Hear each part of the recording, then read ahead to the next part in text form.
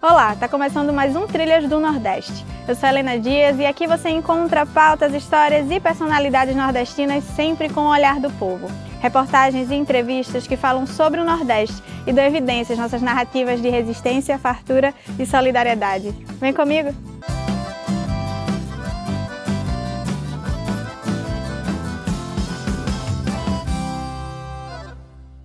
Nós falamos aqui no quadro Sertão da Gente sobre o Abril Vermelho, o calendário de lutas e ocupações do MST. Hoje nós trazemos uma conquista dessa luta que aconteceu em Pernambuco. Já no território de solidariedade, vamos conhecer o Centro de Educação Popular e Formação Social, que atua fortalecendo a agricultura familiar no semiárido paraibano. Você sabia que 18 de maio é o dia da luta antimanicomial? Na entrevista do Aqui Pra Nós, a gente vai prosear sobre saúde mental e cuidados em liberdade. Já no Balói Cultural, vamos conferir a exposição A Cidade da Ressaca, de Jonatas de Andrade, no Museu de Arte Moderna Aloysio Magalhães, em Pernambuco. A gente começa o programa de hoje em Pernambuco e com boas notícias. É que famílias acampadas do Movimento de Trabalhadoras e Trabalhadores Rurais Sem Terra, MST, conquistaram o direito à terra no município de Jaboatão dos Guararapes. Essas famílias estavam acampadas desde o dia 15 de abril em um terreno próximo ao conquistado. Vamos saber detalhes com Pedro Estropaçolas.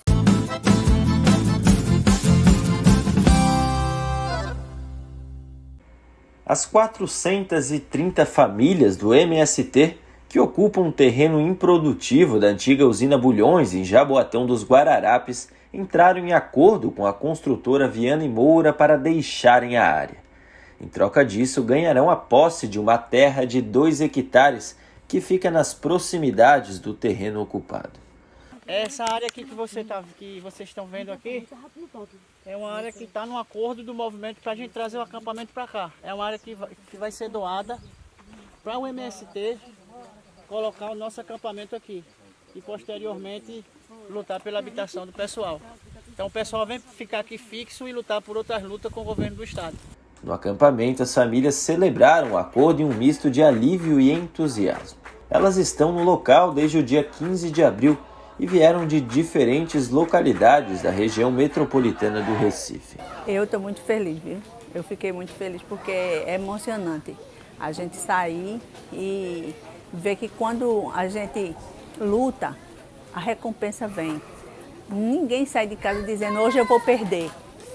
Quando a gente sai de casa, quando a gente se acorda, a gente só diz o quê? Hoje eu vou vencer, porque eu sou mais que vencedor. E o trabalhador, ele é mais que vencedor.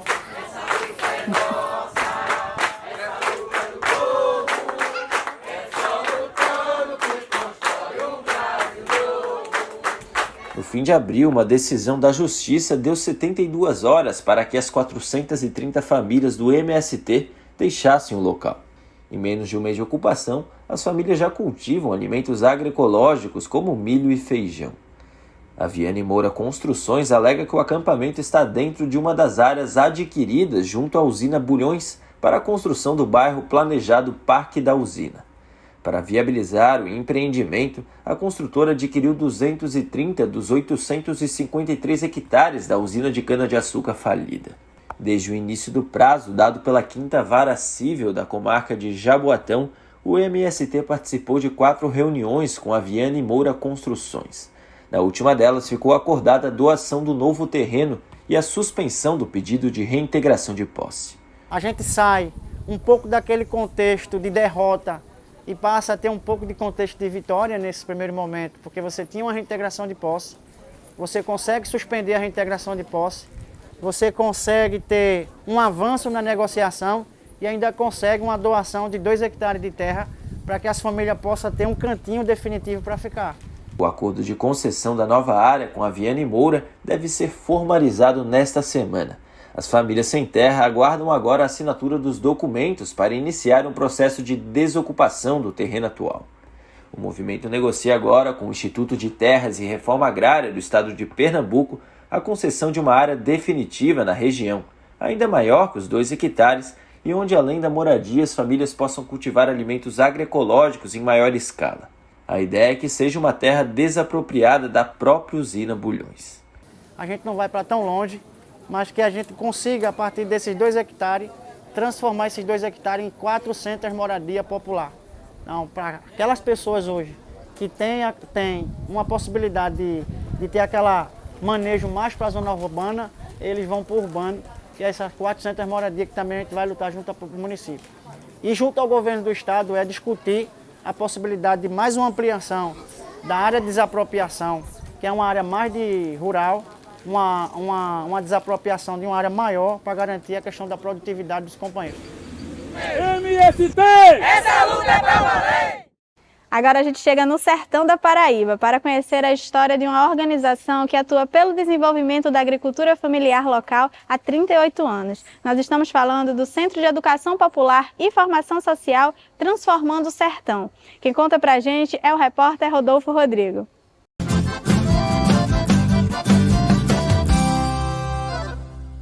Há quase 4 décadas, o Centro de Educação Popular e Formação Social Transformando o Sertão tem trabalhado para promover soluções e melhorar a qualidade de vida das comunidades e famílias do semiárido paraibano. Fundada em 85, a ONG concentra seus esforços no desenvolvimento sustentável da agricultura familiar na região, buscando alternativas viáveis para a convivência com a realidade local. Olha, o CEP surgiu com o propósito de fortalecer a agricultura familiar. E aí, ao longo do tempo, foi trabalhando do ponto de vista de formação, mas a partir de 1994, passou a trabalhar também com tecnologias sociais para materializar aquilo que vinha sendo discutido, que vinha sendo trabalhado do ponto de vista de formação, como um testemunho de que é possível viver no semiárido quando se tem tecnologias sociais para melhorar a qualidade de vida, sobretudo na parte de captação e manejo de água de chuva. Por meio de programas e tecnologias sociais inovadoras, a organização capacita agricultores e agricultoras familiares, ajudando na produção mesmo durante períodos de estiagem, garantindo segurança alimentar e fortalecendo as comunidades. Desde a sua fundação, mais de 90 mil famílias participaram dos processos formativos do CEPFIS e cerca de 3 mil cisternas foram construídas com auxílio do centro. Uma prática que tem ajudado os agricultores a perceber a potencialidade do semiárido. E, de fato, são famílias e pessoas que entendiam que não tinham condições de mudar a sua vida. Na medida que elas têm água, elas começam a perceber que elas têm condições e elas também têm saberes. E esses saberes, quando são trocados, quando são compartilhados uns com os outros, passam a ter um novo saber, ou seja, um conhecimento mais aprofundado das possibilidades de viver na região semiárida, entendendo que é possível trabalhar a partir das ofertas que a própria natureza oferece. Mesmo com o impacto do trabalho do centro nesses 38 anos, a entidade compreende que o seu trabalho possui limitações, mas que também é principalmente uma forma de propor e mostrar a viabilidade das ações que têm chance de se tornarem políticas públicas. Claro que isso que é trabalhado é como uma referência para políticas públicas. A gente entende que para um atendimento mais massivo é importante que essas referências trabalhadas pelas organizações da sociedade civil, elas se constituam políticas públicas de Estado para o atendimento massivo da população. Com uma abordagem especializada, o CEPFIS adota 2 áreas principais de atuação. O primeiro eixo é baseado no meio ambiente e desenvolvimento sustentável, com a aplicação de tecnologias sociais. O segundo eixo do trabalho é o fortalecimento e desenvolvimento comunitário, onde a organização promove o protagonismo de agricultores e agricultoras familiares, envolvendo as comunidades nas decisões que afetam suas vidas. Antigamente eu tinha vontade de plantar um canteirinho assim, ia plantar lá no açude no período que tivesse água. E hoje eu estou produzindo aqui no quintal de casa, né? Estamos aprendendo a conviver com a seca, né? Porque se a gente não aprender a conviver com ela, a gente vai sofrer cada dia mais, né? Com o compromisso de transformar realidades, o CEPFIS desempenha um papel importante na busca de soluções para o desenvolvimento sustentável da agricultura familiar no semiárido paraibano. Para conhecer o trabalho do Centro de Educação Popular e Formação Social, acesse o site cepfs.org.br. Na data do 18 de maio é lembrado o Dia da Luta Antimanicomial, um tema relacionado aos cuidados em saúde mental que vem sendo pautado desde a década de 70 e defende que esses cuidados sejam feitos em liberdade, ou seja, livre das estruturas manicomiais. Pensando na importância do assunto, a repórter Iale Tairine vai conversar com Ronaldo Pires, que é do Fórum Cearense de Luta Antimanicomial e da Rede Nacional Internúcleos da Luta Antimanicomial, a RENILA.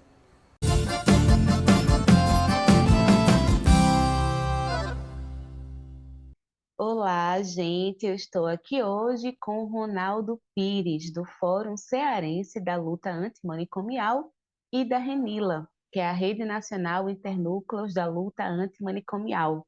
Seja bem-vindo ao Trilhas do Nordeste, Ronaldo. Obrigado, pessoal. Obrigado pelo convite. É um prazer estar aqui com vocês. Eu gostaria que você falasse no início da nossa conversa como surge o Dia da Luta Antimanicomial e qual é a importância dessa data. O Dia da Luta Antimanicomial surge como um dia, de celebração e também de afirmação política, da luta pelos direitos humanos das pessoas com sofrimento mental. Ele surgiu principalmente a partir do movimento, de luta antimanicomial, que surge a partir da Organização dos Trabalhadores, que evidenciaram e denunciaram as violações que aconteceram nos hospitais psiquiátricos, e aí se recusaram a ser coniventes com aquilo que acontecia nas instituições, e nisso surge um movimento que marca o dia 18 como um dia importante de afirmar essas pautas, de dignidade ao tratamento das pessoas com transtorno mental, de também acabar com o manicômio na sua estrutura física, mas também na sua estrutura relacional, na forma de mundo que o manicômio se atualiza, nos diferentes preconceitos, no racismo, na LGBTfobia e na própria forma de vida capitalista que produz também o adoecimento, esse sofrimento no qual a gente está submetido. Ronaldo, em 2001 é aprovada a Lei da Reforma Psiquiátrica, que determinou que a política de saúde mental no país passasse por uma transição, com o fechamento dos hospitais psiquiátricos e o desenvolvimento da RAPS, que é a Rede de Atenção Psicossocial. E aí a questão é, 22 anos depois, qual é o cenário da RAPS aqui no país? O atual cenário é de subfinanciamento, de uma rede que está abarrotada, porque a gente percebe que houve um aumento da demanda da população por serviços de saúde mental, principalmente após uma pandemia, com todo o sofrimento que a gente viveu nos últimos anos, com a crise econômica, que agrava também o sofrimento mental da população. E aí é uma rede que não recebeu investimentos, que não foi ampliada de maneira suficiente, e aí a gente convive com esses gargalos, com essas dificuldades imensas, apesar de todo o avanço de dispositivos que foram criados e tudo, mas a gente está ainda com uma rede subfinanciada, ainda muito restrita, que precisa chegar mais na atenção básica, fortalecer os serviços, os CAPs, um financiamento que precisa melhorar, que precisa aumentar também. Então, é uma situação onde a gente precisa reconstruir e ampliar essa rede que tem sido construída, que tem sido feita também com todas essas contradições de construir dentro do Sistema Único de Saúde o acesso e o direito à saúde mental dentro do nosso país. Em janeiro desse ano, Ronaldo, o governo de Luiz Inácio Lula da Silva criou o Departamento de Apoio a Comunidades Terapêuticas, voltados para o tratamento de pessoas que fazem uso abusivo de álcool e drogas, e outras drogas. Essa criação ela foi bastante criticada pelo Conselho Nacional de Direitos Humanos e também por outras organizações da luta antimanicomial. Por que houve essa crítica? As comunidades terapêuticas têm sido criticadas porque elas têm sido palco de violações de direitos humanos. Isso não é uma mera opinião, isso está documentado em relatórios do Conselho Federal de Psicologia, junto com o Conselho Federal de Serviço Social, que fizeram vistorias, né, que estão documentadas aí. Tem um relatório também do IPEA, do Instituto de Pesquisas Econômicas Aplicadas, sobre irregularidades presentes nessas comunidades terapêuticas, além do que as várias denúncias de usuários. Quem trabalha nos serviços escuta muito os usuários falarem de maus tratos, de desrespeito às suas crenças, de trabalho forçado dentro dessas instituições. Então, são instituições que não deveriam estar dentro da RAPS, mas foram colocadas de maneira totalmente errônea. Elas fogem aos princípios do SUS, elas não trabalham com equipes multiprofissionais e elas não têm profissionais nesse serviço, né? Algumas até contratam alguns profissionais para dar um ar, né, de seriedade, mas grande parte delas tem sido alvo de inúmeras denúncias de usuários documentadas nos relatórios dos conselhos de classe, das instituições. Então, é um erro, né, permanecer colocando as comunidades terapêuticas dentro, fazendo parte da rede de atenção psicossocial. Bem, então, para a gente encerrar nossa entrevista, quais os desafios da luta antimanicomial hoje, pós-governo Bolsonaro? Os desafios são muitos, né? Eu acho que o primeiro é combater a mentalidade manicomial que foi muito difundida, né, com o fascismo trazido pelo Bolsonaro, pelos seus representantes, por todos aqueles que ainda estão institucionalizados como deputados, como senadores, né, difundindo ideias manicomiais, de desrespeito às diferenças, de formas preconceituosas.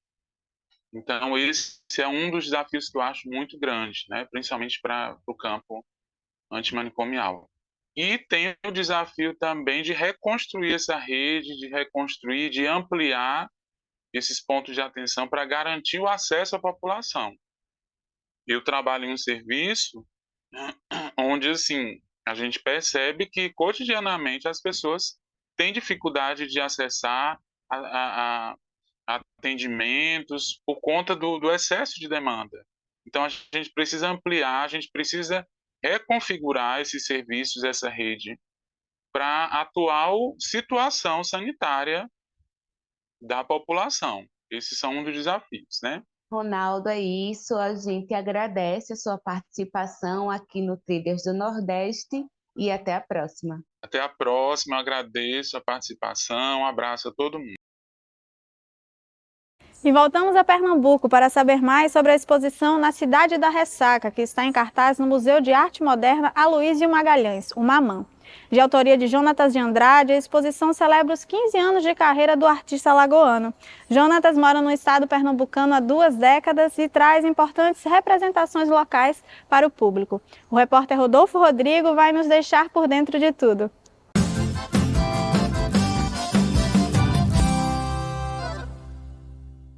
O Museu de Arte Moderna Aloysio Magalhães, o MAMAN, localizado no Recife, em Pernambuco, recebe uma exposição retrospectiva que celebra os 15 anos de carreira do artista visual Jonatas de Andrade. Com o título Na Cidade da Ressaca, a mostra reúne trabalhos de diferentes fases do artista, incluindo algumas obras inéditas em Pernambuco. Com curadoria de Moacir dos Anjos, Na Cidade da Ressaca proporciona ao público um panorama abrangente da poética do artista, ocupando os 3 andares do museu. A exposição apresenta uma seleção de trabalhos produzidos ao longo dos últimos 15 anos que estão agrupados de acordo com afinidades temáticas. Então, Na Cidade da Ressaca, ela nasce olhando para esses 15 anos de produção que aconteceram muito desde Recife, tomando Recife como cenário, né, Pernambuco como um lugar para falar do Nordeste, da identidade, da cidade, das questões de urbanismo, das questões de identidade gerais, assim, e das questões sociopolíticas, identitárias que o Nordeste carrega. E tem muito dessa memória de um Recife que é feito de ruína, de esquecimento, de tanta dificuldade, mas também que é muito palco para o amor e para a aventura, né? Entre as obras que compõem a exposição estão instalações, fotografias e vídeos que convidam os visitantes a explorar a relação do artista com Pernambuco, o poder transformador da educação, a pulsão erótica e a insurreição contra o status quo. O artista convida para uma reflexão sobre o pertencimento e o significado do Nordeste em obras como Museu do Homem do Nordeste e Nostalgia, Sentimento de Classe, que questionam memórias e ideais estabelecidos. Jonatas de Andrade também desenvolveu projetos colaborativos com o Teatro das Heroínas de Tejuco-Papo, em Goiânia, na zona da Mata Norte de Pernambuco. Há 30 anos, o grupo encena a famosa batalha que resultou na derrota dos holandeses no século XVII, e Jonatas trabalhou em parceria com as integrantes para criar os projetos Teatro das Heroínas de Tejuco-Papo e a Batalha de Todo Dia de Tejuco-Papo, que também estão presentes na exposição. Estão aqui, né? Porque cada sala, esses conjuntos de fotografia, eles são um projeto, uma obra. A gente está aqui na sala da Batalha de Tejuco-Papo, né? Assim, desse lado a gente tem a obra que chama A Batalha de Todo Dia de Tejuco-Papo, que é um conjunto de objetos de 3 das mulheres de Tejuco-Papo, né? Que fazem o Teatro das Heroínas. Dona Luzia, que é a criadora do teatro, Dona Elza e Dona Severina. Então aqui, com os objetos cotidianos, sabe, mais corriqueiros, sabe, de prato, panela, pedaço de cana, a gente conta um pouco da história dessas mulheres, como elas resistem hoje. E aqui à esquerda é o Teatro das Heroínas de Tejuco-Papo, que, como eu contei, há 30 anos elas fazem um teatro que conta uma batalha contra os holandeses no século XVII, que foi liderada por mulheres e que elas persistem contando essa história numa perspectiva, né, das mulheres com ascendência indígena, cabocla. Então, para mim, assim, e vendo o público se emocionar, para mim é muito claro como hoje essa perspectiva, a partir das mulheres e a partir tentar muito na mesma frequência de uma urgência que é ter essas vozes que são historicamente negadas, assumirem essas narrativas e contar. A exposição, que teve início em março, segue até junho deste ano. A estudante Júlia Souza expressou seu encantamento com a mostra. Um calor, uma proximidade, eu acho que um conforto, porque realmente tudo aqui coopera para que a gente se sinta leve, mas ao mesmo tempo surta aquele incômodo de que, de certa forma, há uma diversidade, mas ao mesmo tempo nada nos distancia. É tudo muito próximo. Outra visitante, Aline Mendes, destacou a relevância do trabalho do artista. Eu fico feliz, primeiro, de ver um museu tão importante na cidade estar sendo frequentado. Hoje mesmo tem bastante gente aqui, uma quarta-feira. É um programa gratuito. Uma exposição dessa qualidade, gratuita, no centro da cidade, eu acho que fiquei muito feliz com essa oportunidade e de não precisar ir para outro lugar, para fora de Recife, para poder presenciar isso, né? Viver isso. Jonatas de Andrade é considerado um dos principais nomes da arte contemporânea no Brasil. Essa exposição retrospectiva no Mamã é uma oportunidade para o público apreciar a trajetória artística e o legado de Jonatas de Andrade, mergulhando em sua visão provocadora da realidade pernambucana e além. A exposição segue até 18 de junho no Mamã, no centro do Recife. O museu funciona de quarta a domingo e tem entrada gratuita. E o Trilha está chegando ao fim. A gente agradece a sua audiência. E lembrando que você pode enviar sugestões de pauta para o programa. É só falar no e-mail pautape@brasildefato.com.br. Você assiste esse e outros episódios nos canais do Brasil de Fato Pernambuco e da TVT no YouTube. Até semana que vem, sempre nas sextas-feiras às 9 da noite.